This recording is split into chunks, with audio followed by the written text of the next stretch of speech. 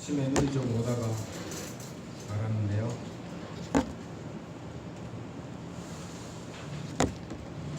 여러분과 함께 볼 말씀은 사도행전 1장 8절에서 11절 말씀입니다.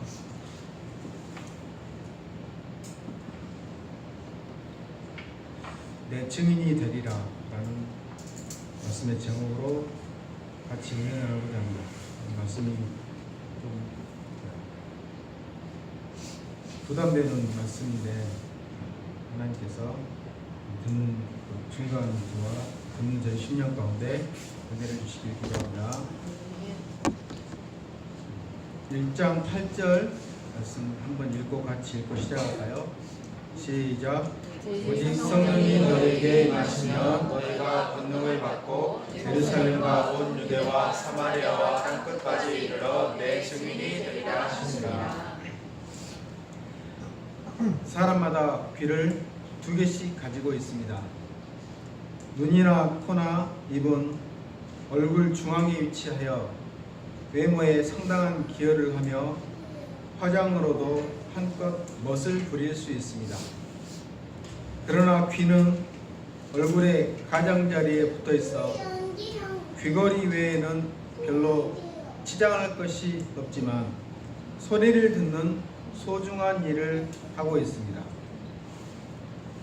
그래서 예수님께서는 중요한 말씀을 하실 때마다 귀 있는 자는 들으라고 하셨습니다. 아마도 귀가 있어도 들으려고 하지 않거나 들어도 무슨 말인지 잘 알아듣지 못하는 사람들이 있기 때문일 것입니다. 세상 사람들은 사람들의 말이나 또 돈이 나온다는 소리에 그런 소리는 들을 줄 알지만 하나님께서 하시는 말씀은 듣지를 못합니다. 그러나 우리 성도들은 성경 말씀을 통해서 설교 말씀을 통해서 특별히 성령님의 역사하심을 통해서 하나님의 음성을 들을 줄 압니다. 그런데 문제는 하나님의 말씀을 듣기는 하는데 자기가 좋아하는 말만 들으려고 하는 사람이 많다는 것입니다. 이런 사람은 자기에게 유리한 말만 듣고 자기가 좋아하는 말만 듣습니다. 그런데 자기에게 불리하거나 자기가 희생을 해야 하거나 손해를 보아야 하는 말은 잘 들으려 하지 않고 들어도 못 들은 척 합니다. 그러다가 정작 들어야 할 아주 중요한 말씀은 놓쳐버립니다. 오늘 사도행전 1장 8절 말씀도 너무나 중요한 말씀입니다.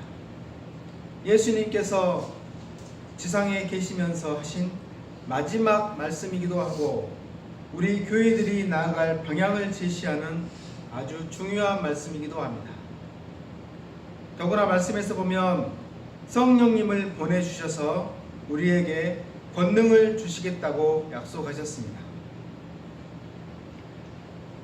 그러나 사람들은 여기까지만 듣고 마지막 더 중요한 말씀은 놓쳐버립니다.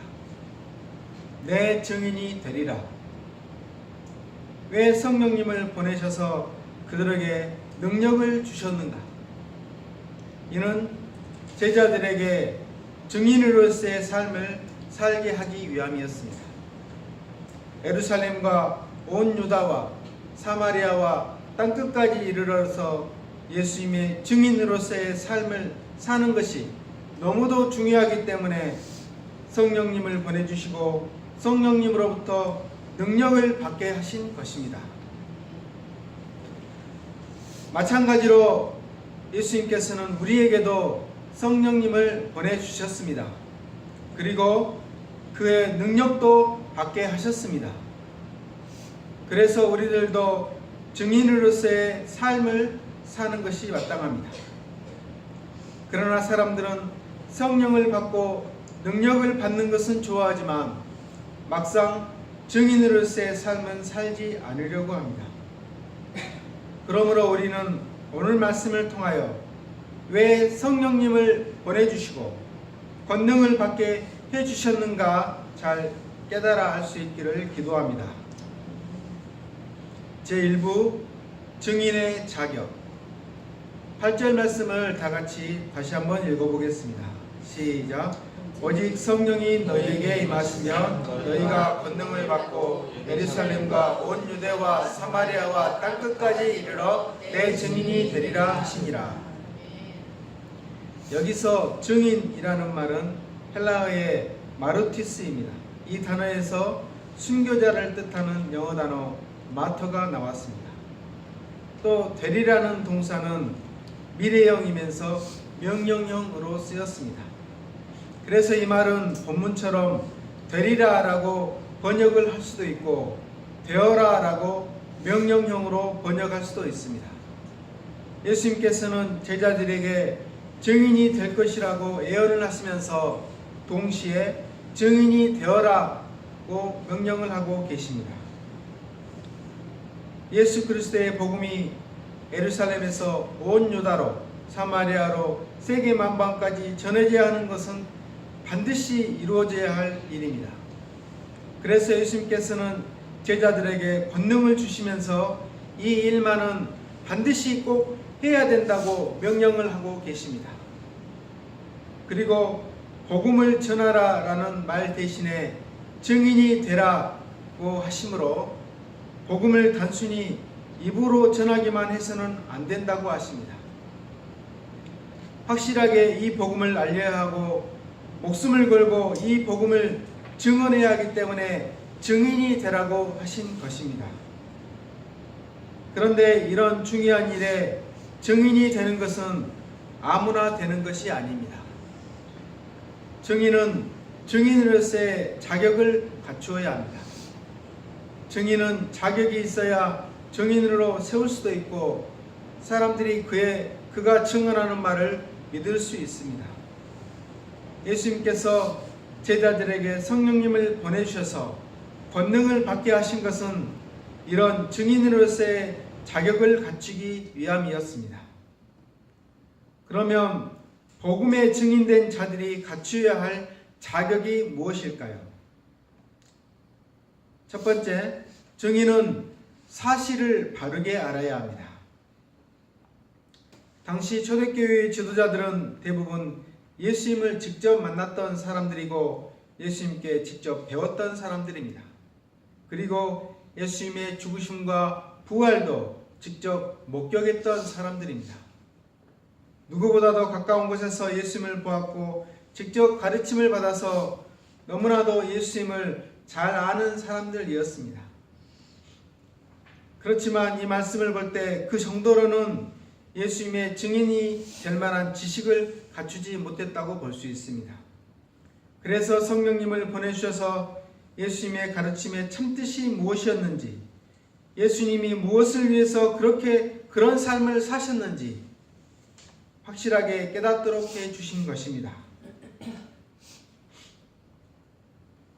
그렇게 해서 그들은 보고 배우고 깨닫게 된 그 복음의 증인이 되기 위해서 모든 것을 바쳐서 증인으로서의 삶을 살게 된 것입니다. 오늘날 우리 성도들도 예수 그리스도의 증인들입니다. 그러므로 우리도 예수 그리스도의 증인으로서의 삶을 살아야 합니다. 예수님께서는 마태복음 28장 19, 20절에서 제자들에게 다음과 같이 말씀하셨습니다. 그러므로 너희는 가서 모든 민족을 제자로 삼아 아버지와 아들과 성령의 이름으로 세례를 베풀고 내가 너희에게 분부한 모든 것을 가르쳐 지키게 하라. 볼지어다 내가 세상 끝날까지 너희와 항상 함께 있으리라. 제자들에게 모든 민족으로 제자를 삼으라고 하셨습니다. 그리고 세례를 베풀고 예수님께서 가르치신 모든 것을 지키게 하라고 하셨습니다. 그 말씀에 따라 우리들도 제자가 되어서 세례를 받고 예수님의 말씀을 따라 사는 사람들이 되었습니다. 오늘 말씀에서도 보면 땅끝까지 이르러 내 증인이 되리라 하셨는데 그 땅끝이 당시 제자들에게만 주어진 임무가 아니라 오늘을 사는 우리에게도 해당되는 말씀입니다. 그래서 우리도 증인으로서의 삶을 살기 위해서는 예수 그리스도를 아는 지식을 바르게 가져야 합니다. 불행하게도 교회를 오랫동안 다녀도 예수님이 누구이신지, 예수님을 믿는다는 것이 무엇인지 잘 모르는 사람들이 많습니다. 우리 그래서 증인으로 살기는커녕 오히려 복음 전파에 방해가 됩니다. 우리가 그리스도의 증인이 되려면 예수님을 바르게 알아야 합니다. 예수님께서 우리에게 베푸신 은혜가 무엇인지 알고 그 은혜를 소중히 여길 줄 알아야 합니다. 예수님께서 주시는 구원의 은혜, 죄사함의 은혜, 영원한 생명을 주신 은혜, 하나님의 자녀가 되게 하셔서 영원한 하나님 나라를 상속받게 해주신 은혜들을 바르게 알아야 합니다. 그런 은혜를 주신 예수님을 바로 알게 되면 우리는 예수님을 사랑하게 됩니다. 그 예수님의 제자가 되어서 예수님을 증언하는 증인이 된 것을 자랑스럽게 여기게 됩니다. 두 번째, 증인은 삶이 정직한 사람이어야 합니다. 어떤 사람이 법정에서 자신의 무죄를 주장하기 위해서 증인을 세웠습니다. 그런데 그 증인이 술이나 마시고 놀고 먹으면서 아무렇게나 사는 사람이라면 그 사람의 증언을 믿을 수가 있겠습니까? 그러나 그 증인이 성실한 삶을 사는 사람이라면 사람들은 그 사람의 증언을 잘 믿을 것입니다. 우리가 이 세상에서 그리스도의 증인으로서의 삶을 살려면 우리도 정직하고 책임 있는 삶을 살아야 합니다. 사람들은 우리가 하는 말도 들을 것이지만 사실은 우리가 어떤 사람인가를 더 볼 것입니다. 미가 선지자가 예언하던 시대는 이스라엘의 국군이 다 되어 정말로 암울한 시대였습니다. 그 시대상을 미가 선지자를 통하여 이렇게 말씀하셨습니다. 미가서 3장 11절입니다. 그들의 우두머리들은 뇌물을 위하여 재판하며 그들의 제사장은 싹을 위하여 교훈하며 그들의 선지자는 돈을 위하여 점을 치면서도 여호와를 의뢰하여 이르기를 여호와께서 우리 중에 계시지 아니하냐 재앙이 우리에게 임하지 아니하리라 하는도다. 정말 요즘에 딱 해당되는 말씀일 것 같아요. 재판관이나 제사장들이나 선지자들은 하나님 나라의 지도자들로서 공의를 행하며 정직하게 살아야 할 사람들인데 이들은 뇌물이나 싹시나 돈을 위해서 양심을 팔고 거짓 평화를 선언하고 있었습니다. 요즘 박근혜 청와대의 지시를 받은 전 대법원장을 비롯한 대법관들, 법원 행정처 판사들이 국내 최대의 법무법인과 짜고 벌인 재판 거래 의혹이 불거져 세상을 떠들썩하게 하고 있습니다. 그래서 많은 사람들은 지금까지 판사들이 내렸던 판결에 대해 불신하는 지경에 이르렀습니다. 지금 우리나라의 교회의 많은 지도자들도 역시 마찬가지입니다. 경건을 이익의 도구로 자기들의 부귀영화를 누리는 도구로 이용하고 있습니다. 내노라 하는 대형교회 목사들이 성추문, 교회 선교비 착복, 교회 세습 문제 등으로 세간의 질타를 받고 있습니다. 이런 사람들은 진리가 무엇인지 예수 그리스도의 복음이 무엇인지 전혀 생각지도 않습니다. 지금 우리의 교회들은 진리와 반하여 엉뚱한 길을 가고 있습니다. 그래서 많은 교회가 예수 그리스도의 증인으로서의 삶을 사는 것을 포기했습니다. 그냥 자신들의 이익이나 세상의 행복을 위한 종교로 전락해 버렸습니다. 그리스도의 십자가의 복음을 알지 못하는 교회들이 되어버렸습니다. 세 번째, 증인은 목숨을 두려워하지 않는 강직함이 있어야 합니다. 증인은 불의와 타협을 해서는 안 됩니다. 증인이 돈을 좋아해서 뇌물을 받고 매수를 당해서는 안 됩니다. 증인은 목숨을 위협한다고 해서 굴복하여 거짓말을 해서도 안 됩니다. 목에 칼이 들어와도 할 말은 바로 해야 합니다. 그래서 증인이라는 말에서 순교자라는 말이 나왔습니다. 설사 목숨을 잃는다고 해도 내가 아는 것을 바르게 말하는 것이 증인인 것입니다. 그런데 우리는 참 연약합니다. 너무나 쉽게 신앙을 포기해버리는 사람들이 많습니다. 너무나 쉽게 다른 복음을 따르고 너무나 쉽게 세상으로 가버립니다. 교회에 다니는 것이 최고의 순위가 되어야 하는데, 우선순위가 되어야 하는데, 예수님이 우리의 삶에서 최고의 자리에 계셔야 되는데 그렇지를 못합니다. 그러나 우리는 어떠한 유혹이 온다고 해도, 어떠한 고통이 따른다고 해도 예수님을 믿고 따르는 일을 절대로 소홀히 여기지 말아야 합니다. 예수님은 온 세상을 준다고 해도 얻을 수 없는 너무나 소중한 분이시기 때문입니다. 예수님이 영원한 생명이고 영원한 행복인 것입니다. 제2부, 증인으로서 살아야 할 이유. 우리는 예수 그리스도의 복음을 단순히 입으로 전파해서는 안 되고 그리스도의 증인이 되어야 한다고 배웠습니다. 그 이유는 이 복음이 바르게 전파되는 것이 너무도 중요하기 때문입니다. 그러면 우리가 생각해 볼 것이, 왜 우리가 예수 그리스도의 증인으로 살아야 하는 것입니까? 첫째, 예수님께서 마지막 유언으로 명하셨기 때문입니다. 8, 9절을 말씀을 다 같이 읽어보겠습니다. 시작. 오직 성령이 너희에게 임하시면 너희가 권능을 받고 예루살렘과 온 유대와 사마리아와 땅끝까지 이르러 내 증인이 되리라 하시니라. 이 말씀을 마치시고 그들이 보는데 올려져 가시니 구름이 그를 가리워 보이지 않게 하더라. 내 증인이 되라는 말씀은 예수님께서 제자들에게 남긴 최후의 말씀이며 유언입니다. 우리는 다른 것은 몰라도 유언은 지켜야만 합니다. 미국의 부동산 갑부인 니오나 햄슬리라는 여사는 2008년 87세의 나이로 세상을 떠나면서 자신의 가족뿐 아니라 자신의 애완견인 트러블에게 1200만 달러, 한화로 약 140억 원을 상속하였습니다. 이를 보고 사람들은 미친 짓이다. 세상에 굶주린 사람이 얼마나 많은데 걔한테 1200만 달러를 상속하는가? 라고 비난했지만, 아무리 다른 사람들이 뭐라고 하여도 변호사를 통해 정상적인 법적 절차를 밟은 요원에는 어떠한 영향을 주지 못하였습니다.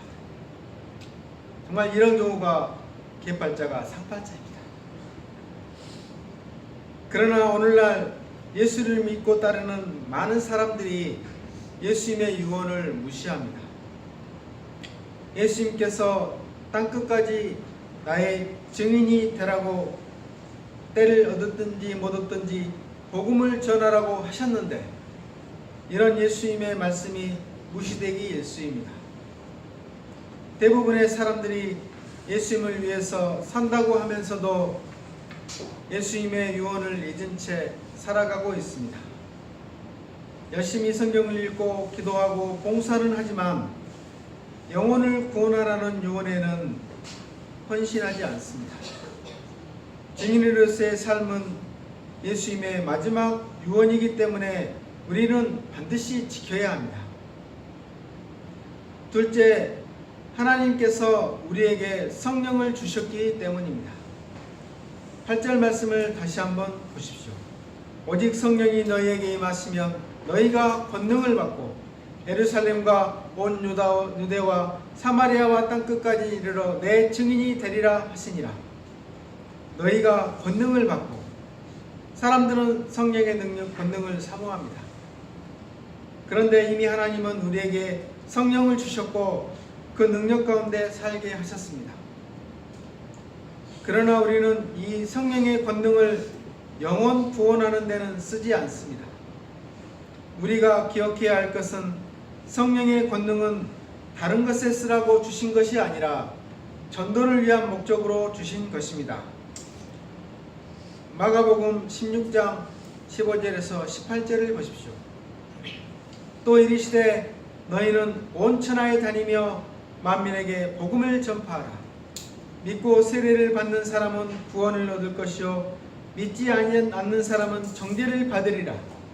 믿는 자들에게는 이런 표적이 따르리니 곧 그들이 내 이름으로 귀신을 쫓아내며 새 방언을 말하며 뱀을 집어올리며 무슨 독을 마실지라도 해를 받지 아니하며 병든 사람에게 손을 얹은즉 나으리라 하시더라. 복음 전할 목적과 상관없는 성령의 권능은 생각할 수 없는 일입니다. 목사님들이 귀신을 쫓아내는 이유가 무엇입니까? 그게 바로 복음 전할 목적 때문입니다. 성경의 권능은 복음 전하고 영혼을 구원하는 데 쓰라고 주신 것입니다. 하나님께서는 이미 이런 권능을 우리에게 주셨습니다. 아직 나타나지 않았을 뿐입니다. 이 권능은 전도할 때 성령의 권능이 나타나게 됩니다. 셋째, 예수님이 다시 오실 것을 약속하셨기 때문입니다. 10절, 11절을 말씀을 보십시오. 올라가실 때 제자들이 자세히 하늘을 쳐다보고 있는데 흰옷 입은 두 사람이 그들 곁에 서서 이르되 갈릴리 사람들아 어찌하여 서서 하늘을 쳐다보느냐. 너희 가운데서 하늘로 올려지신 이 예수는 하늘로 올라가심을 본 그대로 오시리라 하셨느니라. 예수님은 많은 제자들이 보는 가운데서 승천하셨습니다. 예수님이 이렇게 많은 사람들이 보는 가운데서 승천하신 것은 승천에 대한 논란을 없애기 위함이며 제자들에게 확신을 심어주기 위함이었습니다. 여기에서 강조된 말씀은 다시 오시리라는 말씀입니다. 예수님께서 다시 오시리라고 하신 것은 성경의 가장 중요한 메시지입니다. 구약 성도들은 오시리라 한 메시아를 소망하며 살았고 오늘날 신약 성도들은 다시 오실 예수님을 소망하며 살고 있습니다. 그런데 예수님께서 다시 오시는 목적이 무엇입니까? 예수님이 우리에게 맡기신 달란트를 셈하기 위함입니다. 건강이라는 달란트, 시간이라는 달란트, 물질이라는 달란트, 재능이라는 달란트를 우리에게 맡기셨습니다. 그것은 영혼을 구원하고 하나님 나라를 확장하기 위함입니다. 그런데 예수님이 다시 오실 때 우리에게 맡기신 이 달란트를 맡긴 목적에 사용하였는지를 확인하기 위함입니다. 베드로후서 3장 9절을 다 같이 읽어보겠습니다. 시작. 주의 약속은 어떤 이들이 더디다고 생각하는 것 같이 더딘 것이 아니라 오직 주께서는 너희를 대하여 오래 참으사 아무도 멸망하지 아니하고 다 회개하게 이르기를 원하시느니라. 오래 참으사 아무도 멸망하지 아니하고 다 회개하게 이르기를 원하시느니라. 전도 대상자가 우리 곁에 언제나 머물러 있는 것이 아닙니다. 그들이 언제 어떻게 되는지 아무도 모릅니다. 그보다 우리 자신이 언제 어떻게 되는지 역시 아무도 모릅니다. 우리는 당장 오늘이라도 주님께서 오라 하시면 갈 수밖에 없는데 주님 앞에 설 때 빈손이면 큰일인 것입니다. 말씀의 결론입니다. 예수님께서는 제자들에게 내 증인이 되라고 마지막 유언으로 명령하셨습니다. 그 명령이 우리에게도 해당되는 말씀이며 그래서 우리도 그리스도의 증인으로 살아야 합니다. 그런데 증인이 되기 위해서는 말씀을 더 많이 보고 배워서 확실하게 예수님을 알아야 합니다. 정직하고 바른 삶을 살려고 노력을 해야 합니다. 어떠한 경우에도 진리를 말할 수 있는 강직함을 가져야 합니다. 이 복음은 너무나 소중한 것이기에 변질되지 않도록 끝까지 바르게 선포되어야 합니다. 우리 모두가 예수님의 재림을 소망하며 순교를 각오하는 복음의 증인으로서의 삶을 살아갈 수 있기를 간절히 기도합니다. 기도하고 마치겠습니다. 하나님 아버지, 제자들은 예수님 곁에서 예수님을 보고 배웠지만 그러나 성령님을 보내주셔서 그들이 예수님의 증인으로서의 삶을 분명하게 살도록 하셨습니다. 그들은 예수님과 함께 다녔지만 그러나 그들에게는 부족한 것이 있었습니다. 그들은 정직한 삶을 살아야 하며 그들은 이 증인된 이 사실을 바르게 알아야 하며 그들에게는 정말 예수님을 끝까지 알 수 있는 또 전할 수 있는 강지감이 있어야 했습니다. 그렇기 때문에 예수님은 성령님을 보내셔서 그들에게 권능을 더하셨습니다. 우리도 예수님의 증인된 자들입니다. 우리에게도 주님의 권능을 부어주셨습니다. 이렇게 하기 위한 목적은 바로 예수님을 전할 목적입니다. 이 복음을 전할 목적입니다. 우리가 이 복음을 바르게 전할 수 있도록 이제 권능이 나타날 수 있도록 도우시기를 간절히 기도합니다. 그래서 정말 주님의 나라를 정말 제가 소망하며 이 예수님의 증인된 삶을 순교자는 각오로서 살 수 있도록 도와주시기를 간절히 기도합니다. 말씀을 주심을 감사하며 예수님 이름으로 기도합니다. 주안의 이름에게 찬양하시면서 이름드리겠습니다.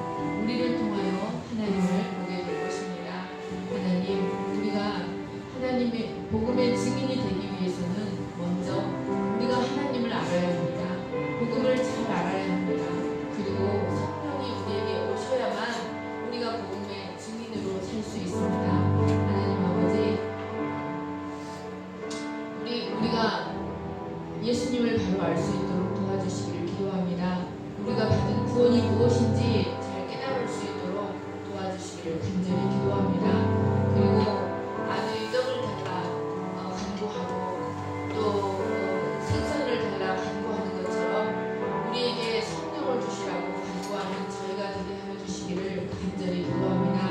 하나님이 주시는 가장 큰 선물, 예수 그리스도를 통하여 주시는 하나님의 가장 큰 선물은 바로 성령이라고 하셨습니다. 하나님은 모든 사람이 성령을 받기를 원하신다고 하셨습니다. 성령이 우리에게 임할 때 우리가 본능을 행하게 되고 우리의 삶에 하나님의 본능이 나타나 하나님의 증인으로 살게 되며 우리의 마음에 믿음의 확신이 충만하게 될 것을 믿습니다. 하나님을 구하는 자에게 구원을 선물로 주시고